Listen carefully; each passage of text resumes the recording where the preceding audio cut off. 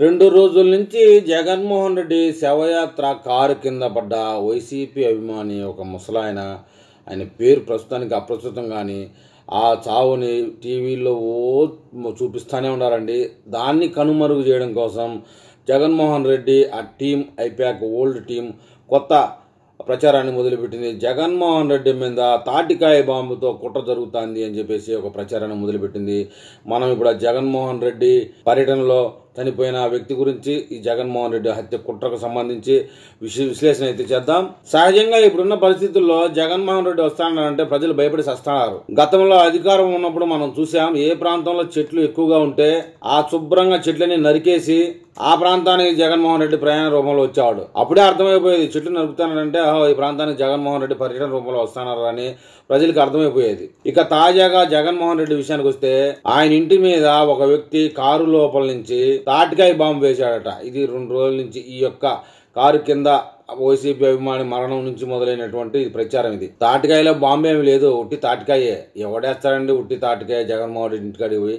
కాకమ్మ కథ. కాకపోతే మనం చూసాం, గతంలో ఎన్నికల ముందు గులకరాయితో చంపబోయారని, గులకరాయి డ్రామాని తెలిసిపోయినప్పటికీ ప్రచారంలో వాడుకున్న మన జగన్మోహన్ రెడ్డి జనాలు ఏది చెప్పినా ఇంటర్లే గొర్రెలు అలా అని చెప్పే ఉద్దేశంతో, చెప్పే కథలన్నీ వింటున్నారు కదా అనే చెప్పే ఉద్దేశంతో 3,29,000 కోట్ల రూపాయలని ప్రజాధనాన్ని 129 సార్లు పుట్టుకు అంటూ బట్టన్లు నొక్కి నేరుగా అక్కా చెంబలమ్మలు అవ్వా తాతల ఖాతాల్లో పడేసి, మళ్ళా ఎలక్షన్ వచ్చినప్పటికీ ఓటుకు 3,000 రూపాయలు లెక్కన, కొన్ని ఏరియాలో అయితే 4,000 5,000 రూపాయలు లెక్కన కూడా పంచి, ఇక వైనాట్ 175 నాకు తిరిగే లేదని చెప్పేసి కుప్పం, పవన్ కళ్యాణ్, లోకేష్ బాబు వీళ్ళందరూ కూడా నా దెబ్బకి గిర్రని తిరగాల్సిందే అంటూ, ముఖ్యంగా మన హిందూపురం బాలకృష్ణ కూడా ఆ నియోజకవర్గం కూడా ఊసుకాకి అని చెప్తూ, ఎందుకు 100 సార్లు బట్టలు నొక్కాను, ఓటుకు 3,000 రూపాయలు ఇచ్చాను కాబట్టి ఇదే నా ధీమా, వైనాట్ 175 అంటూ నేను ఎలక్షన్లకు రావడం అయితే జరిగింది. ఇక తాజాగా తాడేపల్లి జగన్మోహన్ రెడ్డి నివాసం మీద ఎవరో అగంతకుడు, వాడు వీడు పేరు లేనోడు తాటికాయ విసిరేసి జగన్మోహన్ రెడ్డి ప్రాణాలు తీయాలంట. కొండకు ఎంటికేసినట్టుంది అబ్బాయి కథ అంతాను. తాటికాయ విసిరేస్తే జగన్మోహన్ రెడ్డి హత్య కుట్ర అంటది. ఎవడు వేశాడు? వైసీపీ వాళ్ళే వేశారా? టీడీపీ వాళ్ళు వేశారా? వేరే ఎవరైనా ప్రత్యర్థి వేస్తే ఉట్టి తాటికాయ ఎందుకు వేస్తారు? అయినా జగన్మోహన్ రెడ్డి తాడేపల్లి ప్యాలెస్లో ఉంటే కదా, ఎప్పుడు బెంగళూరు ప్యాలెస్లో ఉంటే తాడేపల్లి ప్యాలెస్లో తాటికాయ వేస్తే ఏం లాభం? దీని మీద ఒక ఆంబోతాయి వచ్చి అరుస్తా ఉంది మీడియాలో 2 రోజుల నుంచి. ఆ ఆంబోతి గుండె మీద జగన్మోహన్ రెడ్డి ఇంకొక ఏడాది పెట్టుకున్నాడు కానీ జగన్మోహన్ రెడ్డి బొమ్మలు ప్రతి చొక్కాకి, ప్రతి బనీనికి, ప్రతి ప్యాంటుకి జగన్మోహన్ రెడ్డి బొమ్మలే ఉంటాయి. ఆ పేరైతే నేను చెప్పను కానీ ఆంబోతని మాత్రం నేను మాట్లాడతాను. జెడ్ ప్లస్ కేటగిరీ సెక్యూరిటీ ఉన్న ఇంటి మీద ఈ రోజు తాటికాయ వేశారు, రేపు బాంబు వేయబోతున్నారు.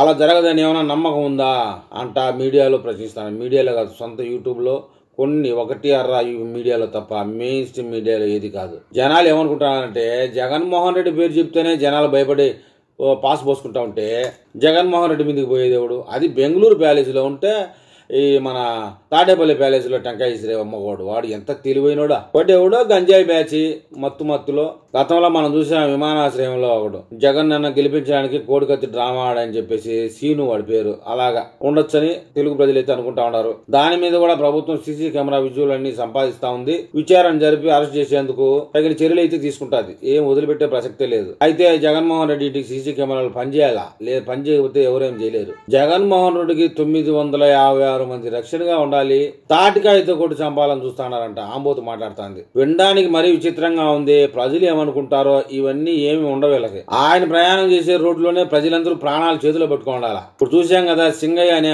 వృద్ధుడిని ఏ విధంగా అయితే కారు కింద తొక్కేస్తున్నారో, చంపింది వాళ్ళే.